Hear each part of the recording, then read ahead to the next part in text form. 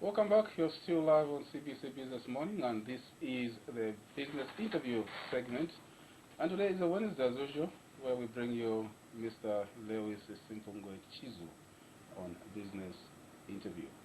Mr. Chizu, welcome to CBC Business Morning. Thank you. The humble is mine. How have you been? Oh, great.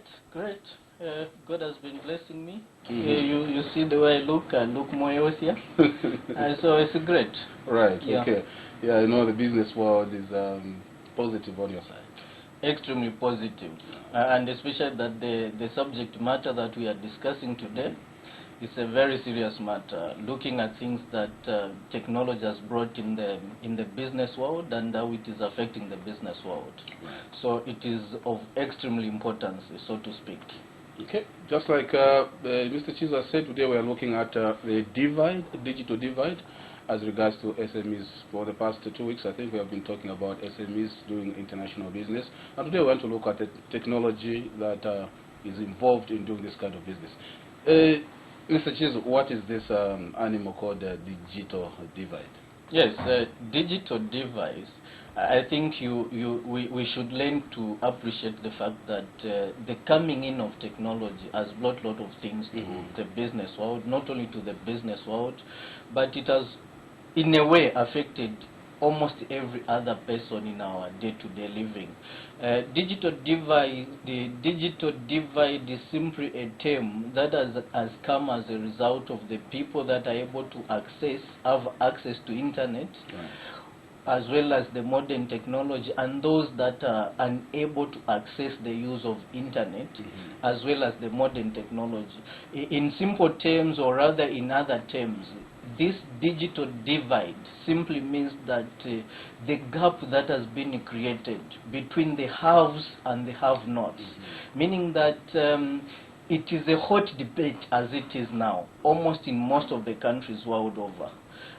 For the reason being that business as it is, especially when you talk of modern business, it is being affected by the use of this new communication technology as well as the internet. So this is the main reason why it has become a hot debate, a matter of discussion, and a matter of importance and seriousness, in order that businesses are able to benefit out of the use of this facility. Yeah, right. Yeah, last week when we were looking at the SMEs getting involved into doing business, using a new technology like the computer, the internet, we found out that to some, there's still that element of ignorance whereby they don't know even how to where to start from. Even as much as we move into this digital transition, what are we doing to carry most of the people involved in SMEs on board? Yeah, precisely. Very good question, Mr. Chilandam. And this is the main reason why I said that this is a topic, or rather a subject matter of great importance. Because one thing that we need to know is the fact that SME companies that are not abreast with the trends of technology, with the current modern technology, are being, excluded out of human capital and social capital, as it were. And like I've said, Mr. Chilandami, and this is why I'm saying that this subject matter, as we discuss it, I will try to depict as many Zambian practical examples as possible. But before I get to Zambian practical examples, let me state to you that just in the U.S. comments,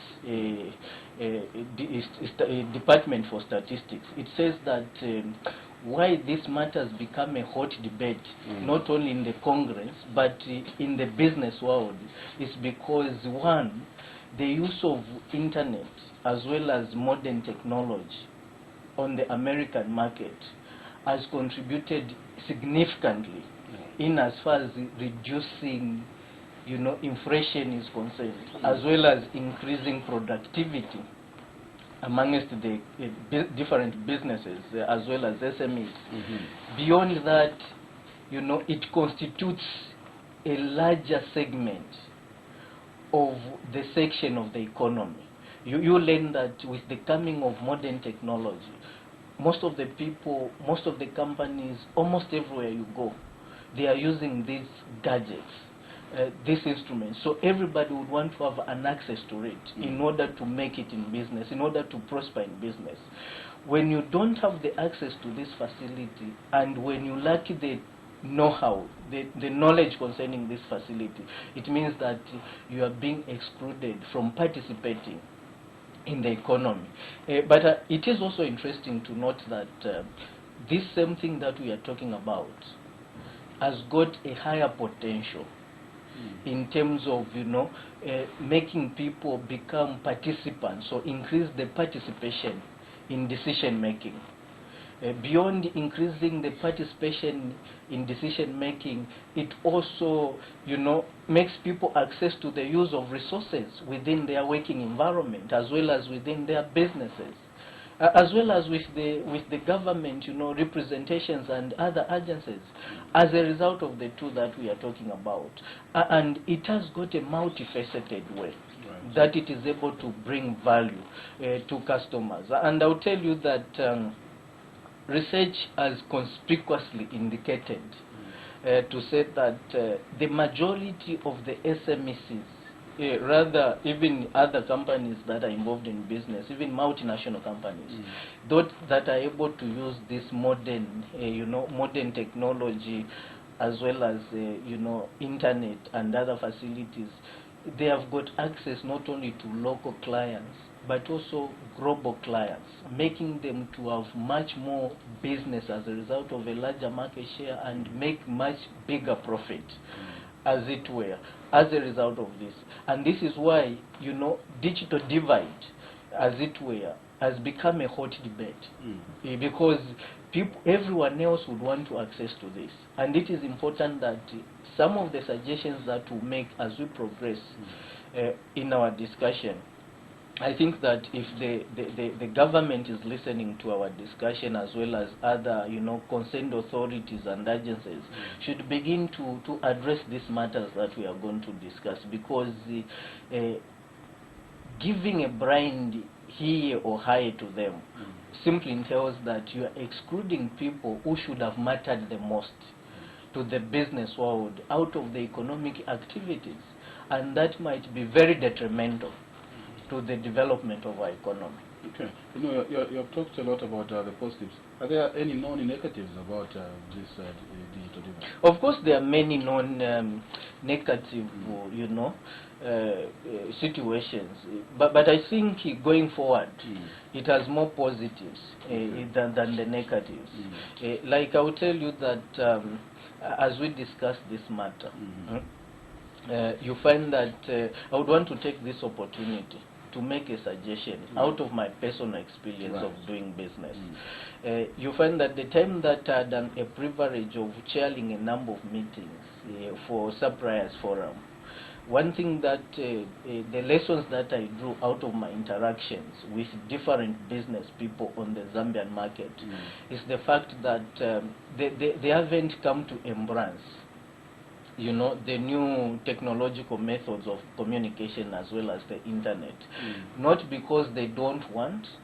There are a lot of factors. One, they don't have probably enough money to access the computers and the internet.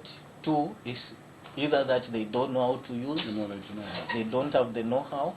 Three, is it might be that they look at it with a lot of complexity, that brings a lot of intricacies that might go beyond their level of understanding. And this is the main reason that I would want to make a suggestion, because this is a matter of practical sense of business contribution in terms of developing our economy. I would want to make a suggestion that the Ministry of Commerce should have lobbied Parliament to debate this matter on a very serious level, so that Parliament can find means and ways of allocating some funds to business institutions that matter the most in this country. In this case, I'm talking about Zambia Development Agency, SEC itself, I'm talking of Zaximbas, even Zambia Food Suppliers Association, or whatever you call it, because this Food Suppliers Association of Zambia has got a large association of businessmen who feed this country. And these are the businessmen that would want to access to a lot of business on the Zambian market. But probably because of this digital divide issue that we are talking about, they are excluded, from participating. And then why I'm saying that Parliament should find means of funding these institutions. These institutions then can play as an avenue, as a platform where they can now start, promoting, training schemes as well as the other incentives that have to do with the computer and the modern technology communication in terms of empowering, SMEs, so that they are able to, acquire the knowledge of, using the internet as well as accessing to this. And to make the matters worse, Mr. Chilandan, I will tell you that, and this is the main reason why I've tried in one of the books that I've authored on business to try and demystify some of the intricacies and the complexities that these business people face on the Zambian market in terms of, bidding and tendering. You see that practicality, or rather practical experience, has shown that even though the time that there was no technology in place, and this new technology and the issues of digital divide and the internet, you find that because of a lot of issues that has to do with the processes of tendering and bidding, most of local suppliers who are SMEs, who own SMEs companies, were excluded out of the bidding processes.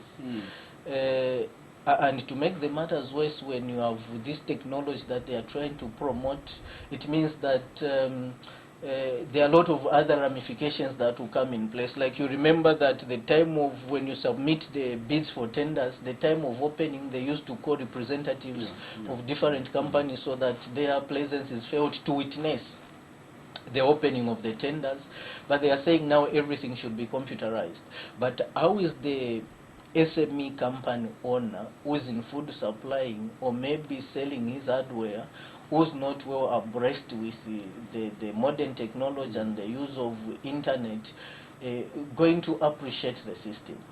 And it takes me aback to learn that institutions like PACRA, who are who are supposed to be the custodians of the business world, as well as institutions like Zambia Public Procurement Authority in this country, they have been making pronouncements through the electronic media of radio, trying to disseminate the changes that they are bringing in their operations in terms of their internal systems, to say that now they are trying to computerize everything.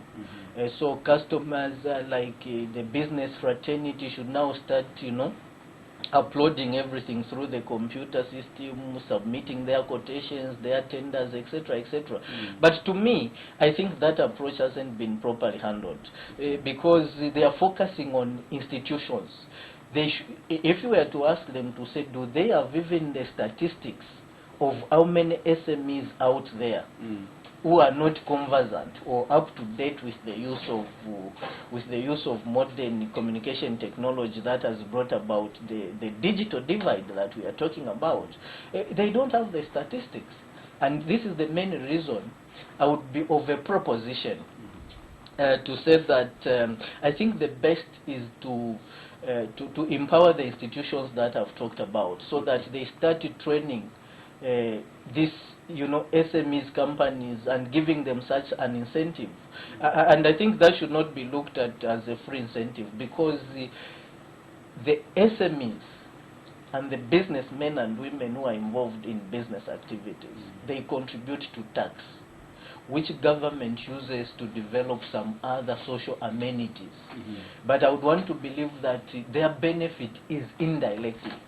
But given a situation where these institutions that I've talked about start giving business SMEs such incentives, it entails that now even business people will start having a direct benefit out of the tax that they contribute. Because as it is now, they don't feel any direct impact for their contribution of the tax that they give in the transaction of businesses that they do. So I think that is very imperative, and this must be taken as a serious matter and as a hot debate, so that these businesses can be equipped and empowered with that type of knowledge, so that they can do their businesses in a more effective and efficient manner and be major players to the economy, to make sure that they contribute immensely to the prosperity and the development of this economy. Without that, Mr. Chilandami, believe me, I'm telling you that this economy might not move at a pace at which it is supposed to move. Is this the right time, or maybe this thing is long overdue? I mean, it's long overdue. That you don't need to question, because why I've said this is because I think we have learned a lot of lessons from a lot of other countries, and I would want to believe that especially our policy formulators, the government leaders themselves, they are the people who have been privileged and have had an opportunity to travel broadly. All these trips that they make overseas, I think they have seen that most of the economies that are doing well are those economies that have empowered SMEs in that regard, so that they become the major contributors and the major players vis-a-vis the development of the economy. Remember what brought this hot debate in United States.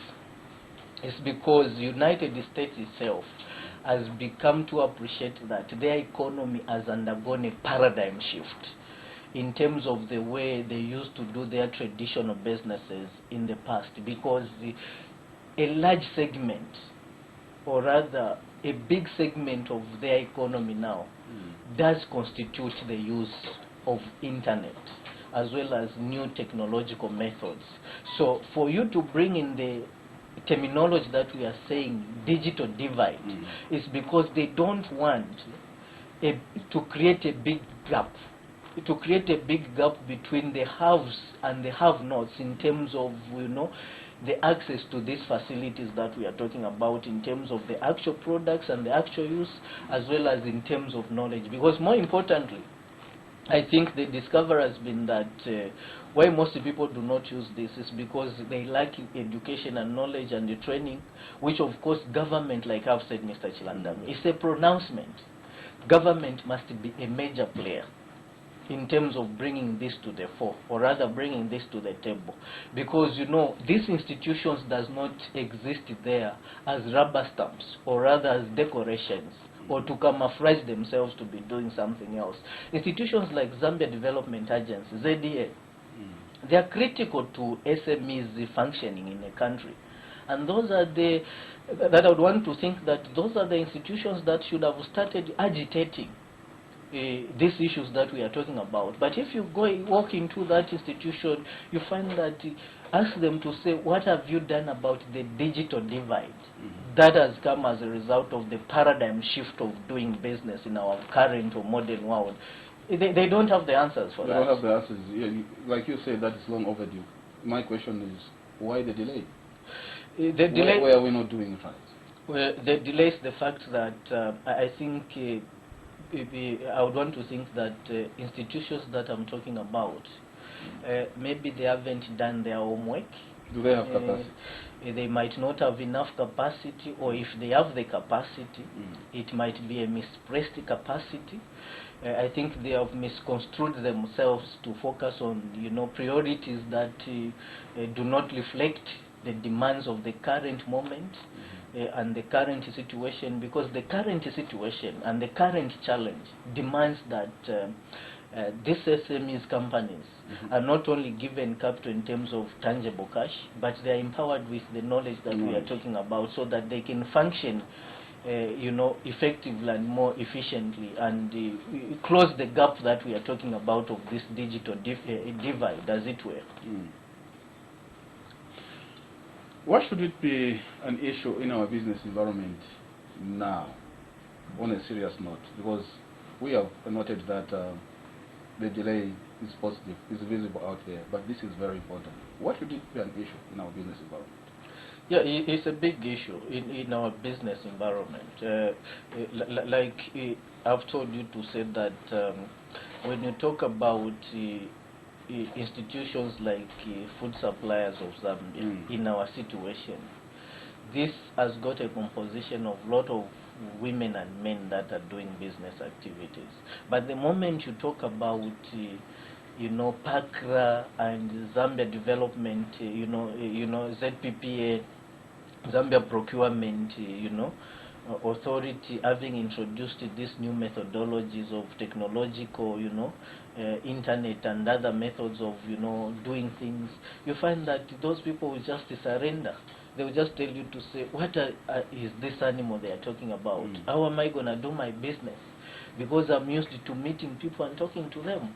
I'm used to Chivemba. I'm used to, people in their comfort zones. You see, all that kind of a thing.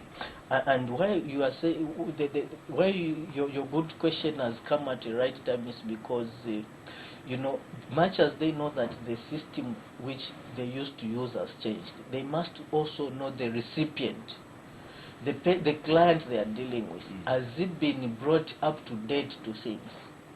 How far, and mind you, you must also appreciate the fact that our population in this country is not an aging population. It's a population that is composed with younger people, a lot of younger people.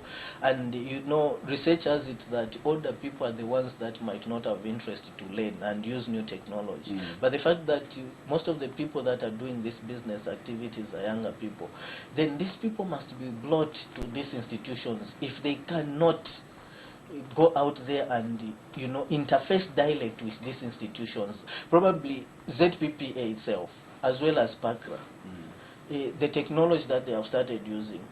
I mean, they are supposed to go to institutions like Food Suppliers of Zambia and say, what is the composition of businessmen who are associated with you? Which study have you done? What type of education most of these businessmen have who are running business? Are they up to date with the systems that we are bringing in, that you start using? For instance, like we have talked about tendering and, competing in terms of quotations, everything has got to be uploaded through the computerized system. Does somebody know how to use this? Then they will give them the statistics to say, oh, our composition of the businessmen associated with our organization, there may be 100. And out of 100, these are the people who could be conversant with your system. And then they will tell them to say, okay, let's make some sort of arrangements where we can start now educating these people, because we have lobbied government through Ministry of Commerce and Parliament to start funding us so that you are given this, promotional scheme, or rather educational scheme, as it were, which we are calling it. Because even in developed countries, they are calling them educational schemes or promotional schemes or incentives. And they are using such similar institutions as a way of empowering and educating these people, so that when these people get to know, it means that now they will fully participate in such kind of tenders and such kind of businesses. The competition is going to be leveled. That's what I mean. But as it is, if you leave it open, you are focusing on your organization as the zipper, you are also focusing at your organization as PACRA, but you are not focusing on the customer who's a businessman out there, and especially a local businessman, and the conversant and whatever that he knows, so that he can compete competitively. What we are suggesting to the nation is that you are excluding the local Zambians, from participating, from social capital and human capital, as well as participating in any kind of business. You are advantaging. We are giving the advantage in terms of competitiveness to foreign countries who almost are up to, are abreast with almost every other trend that is happening. Because sometimes they come with their own human resource, as it were. And SMEs businesses are a bit different from, these conglomerate companies and multinational companies function. Because you need to recruit, already built human resource. But in terms of local businessmen and women who are involved in SMEs, mostly they need to strive. They start from nothing, and they build something out of nothing.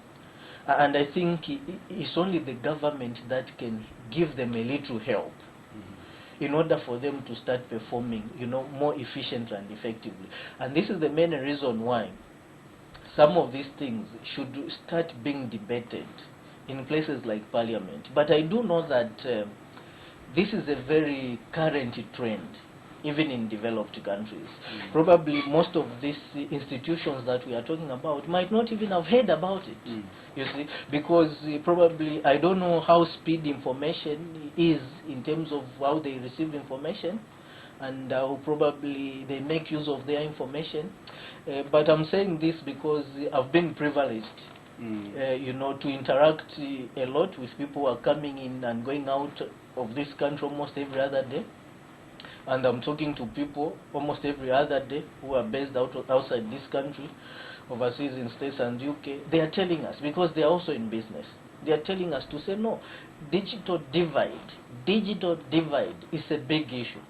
And all of us, people who are involved in business, we must start talking about it so that we close the gap. And when we close the gap, it is going to create an avenue where now business people who own SMEs companies will be fully equipped and they are not going to be excluded from social capital and human capital, and they will be able to fully participate and fully attain their levels of education. And mind you, Mr. Chilandam, the other thing that you appreciate is the fact that the use of modern technology and internet also enhances access to education and training.